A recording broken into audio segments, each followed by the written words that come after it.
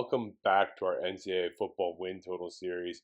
We continue on in the Big 12, and we are on to BYU. And BYU has had a great run as a football program. We go back to 2005 when Bronco Mendenhall took over. They're in the Mountain West. They would ultimately go independent. But he went to a bowl game every single year. He coached from 2005 through 2015, went to bowl games every year. Most of the time, he'd end up in the Las Vegas Bowl. Actually, his first 5 bowl games were the Las Vegas Bowl, as was his last one. He leaves after 2015 with his worst season being 7-6. Kalani Sitake comes in 9-4 his first year, and then 4-9 in 17. But then 18, 19, 20, 21, 22 all go to bowl games, including an 11-win season in 2020, a 10-win season in 2021, 2022 an 8-win season, and then last year we start out, this is their first year in the Big 12, and it opens up pretty good. Sam Houston, Southern Utah, at Arkansas, all wins, and then the Big 12 schedule starts. At Kansas, loss. Cincinnati, win. At TCU, loss. Texas Tech, home, win. And they would lose at Texas, at West Virginia, Iowa State, Oklahoma, at Oklahoma State, double overtime. And they would finish up with just 5 wins. It was a 5-7 season for Sitake. And they move into this year, and they've got to make some changes. So first big one, new quarterback. Kadon Slovis is gone. Slovis was a good passer, big arm. So they've got to replace that. They bring in Jerry Bohannon from Baylor and USF. He can run. Not quite the same level of arm as Slovis, though.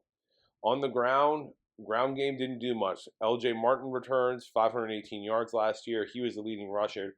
Bohannon's going to have to step up there as well. Receivers, leading receiver Chase Roberts is back. He only had 42 catches last year. Darius Lattister is back. He was their main touchdown guy. Still not a huge amount of production at the wide receivers returning. Offensive line wasn't bad last year. It does bring back experience. They bring back center Connor Pay. They do have veteran depth. But the veteran depth isn't really good. So really it's a front 5, and that's it. Defensive front, it wasn't a good defense last year. Health was a major issue. They just kept losing guys. I like Ben Bywater. He's one of the linebackers coming off a shoulder injury. He should be good at linebacker. They do have some good linebackers this year. The offensive line or defensive line needs to be better. Tyler Batty is kind of the do-it-all end. He gets in the backfield on the run, gets in the backfield on the pass. There's not huge tackles. It's going to be up to Batty to do a lot of work. In the defensive secondary, Micah Harper missed all of last year. He was a stud in 2022. He's back. Talon Alfrey missed most of 2023. He's back. Jacob Robbins is back. A lot of injuries last year that are now back on the defense. Big keys, they've got to be able to move the ball, and they have to win the turnover battle. And I think a major part of that is going to be on just staying healthy. If they can stay healthy, they might be able to win the turnover battle. Problem is, the schedule this year is brutal. They miss a lot of the easy teams in the Big 12. They open August 31st against Southern Illinois. That should be a win. Then they go to SMU. They're at Wyoming. 2 more winnable games, but both on the road. Kansas State's at home, at Baylor September 28th before a bye. Then they get Arizona, Oklahoma State, at UCF before the next bye. Then they're at Utah, Kansas, at Arizona State, and Houston. And, they dodge Colorado, Cincinnati, TCU, some of the easier ones. Yeah, they dodge Iowa State and Texas Tech and West Virginia, but 3 wins that could possibly be there are gone. And really, when I look at this team, they'll get Southern Illinois. I think they get Houston for sure. So they'll cap their season with wins. But the middle of the schedule is just hard. They're not going to beat Baylor on the road. I don't see them beating Utah on the road. I don't think they're going to beat Arizona State on the road. I don't think they're going to get SMU or Wyoming on the road.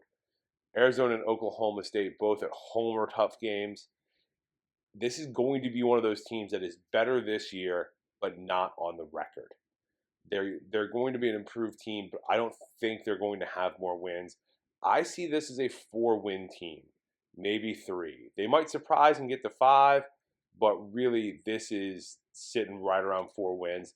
And most of the books have that too. They have the over under set at 4.5, the under favored. We're going to take that. We're going to go under 4.5, minus 124 at Bet Rivers. And that's going to be our pick in this one. If you like the content, make sure to hit the like button, share it with your friends, subscribe to the channel. And next time, we're on to Cincinnati.